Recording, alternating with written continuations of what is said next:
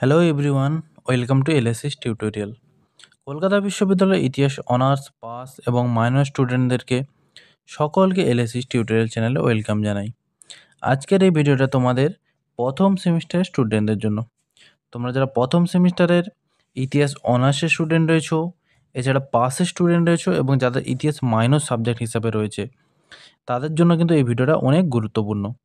তোমাদের প্রথম সেমিস্টার ইতিহাসে একটি গুরুত্বপূর্ণ 5 মার্কসের অ্যান্সার এই ভিডিওর মাধ্যমে আমি শেয়ার করে দেবো। তোমরা কিন্তু অবশ্যই এই প্রশ্নটি খাতায় দেখে দেখে নোট ডাউন করে নেবে। তোমরা অনেকে এই প্রশ্নের অ্যান্সারটি শেয়ার করতে বলছিলে, তাই তোমাদের অনুরোধেই কিন্তু এই প্রশ্নের অ্যান্সারটি শেয়ার করে দিচ্ছি। এবং তোমাদের আগামী সেমিস্টারের জন্য কিন্তু এই প্রশ্নটা ভেরি ভেরি ইম্পর্টেন্ট। তাহলে বেশি দেরি করছি না, সরাসরি আমি মূল ভিডিওতে আসছি। তাহলে দেখো, যে অ্যান্সারটা আমি এই ভিডিওর মাধ্যমে শেয়ার করব, প্রশ্নটি হচ্ছে ঋগ বৈদিক সমাজে নারীর স্থান নির্ণয় করো। 5 মার্কসের প্রশ্ন, খুব ইম্পর্টেন্ট প্রশ্ন কিন্তু, ঠিক আছে?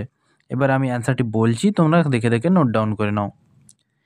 ঋগ বৈদিক সমাজ ছিল মূলত গৃহকেন্দ্রিক। এই গৃহজীবনের কেন্দ্রবিন্দুতে ছিল নারী।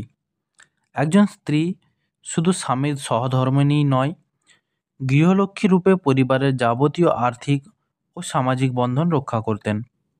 ঘর গুছিয়ে রাখা, অতিথি আপ্যায়ন, শিশু লালন পালন থেকে শুরু করে ধর্মীয় আচার অনুষ্ঠান সব কিছুতেই নারীর গুরুত্বপূর্ণ ভূমিকা ছিল।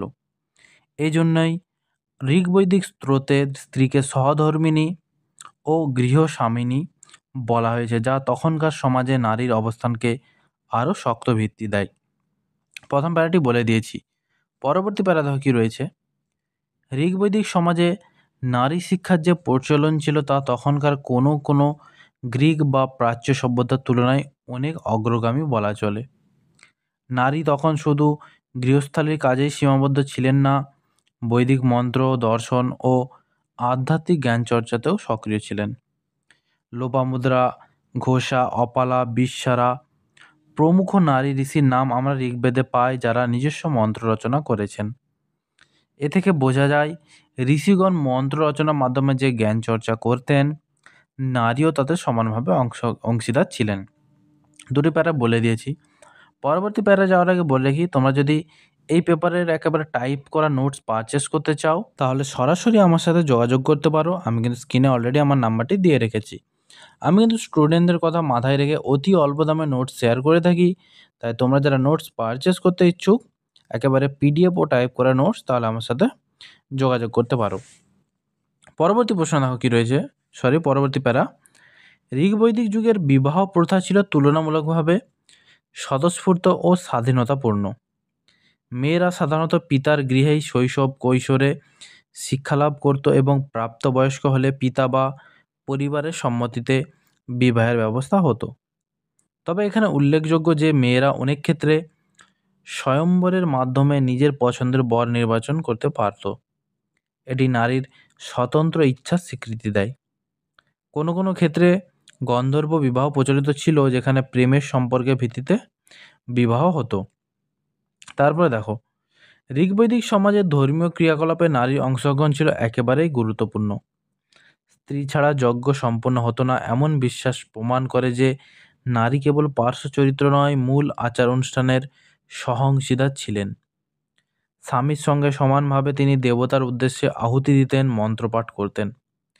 কিছু ক্ষেত্রে স্ত্রী নিজেই যজ্ঞের আয়োজন করতেন। বিশেষ করে গৃহস্থালী ও বংশবৃদ্ধি সংক্রান্ত যজ্ঞে নারীর উপস্থিতি অপরিহার্য ছিল। এই ধর্মীয় অধিকার নারীকে সমাজে বিশেষ গুরুত্ব দেয়। আবার ঋগ্বৈদিক মন্ত্রে নারীকে রানী ও গৃহস্বামিনী আখ্যায়িত করা হয়েছে, যা তার ধর্মীয় মর্যাদারই পরিচায়ক। যদিও ঋগ্বৈদিক যুগে নারী শিক্ষা, ধর্মীয় অধিকার ও স্বয়ম্বর প্রথার মাধ্যমে অনেক স্বাধীনতা ভোগ করতেন, তবুও কিছু সীমাবদ্ধতাও বিদ্যমান ছিল। পরিবারের চূড়ান্ত সিদ্ধান্ত সাধারণত পুরুষগণই নিতেন এবং নারীর সম্পূর্ণ আর্থিক স্বাধীনতা ছিল না। স্বামীর মৃত্যুর পর বিধবা নারীর অবস্থান ক্রমে দুর্বল হতে থাকে। ঋগ্বৈদিক যুগের শেষের দিকে ধীরে ধীরে বাল্যবিবাহ ও স্ত্রীর অধিকার হ্রাসের ইঙ্গিত পাওয়া যায়, যা উত্তর বৈদিক যুগে আরও প্রকট হয়। তাহলে সম্পূর্ণ অ্যান্সারটি আমি শেয়ার করে দিয়েছি। তোমরা কিন্তু অবশ্যই এই প্রশ্নটি খাতায় দেখে নোট ডাউন করে নেবে, কারণ এই প্রশ্নটা কিন্তু তোমাদের জন্য অনেক ইম্পর্টেন্ট। পরবর্তী কোন ভিডিও চাও তোমরা বেশি বেশি কমেন্টস করে জানাও। দেখা হচ্ছে তোমাদের সাথে পরবর্তী কোনো ভিডিওতে।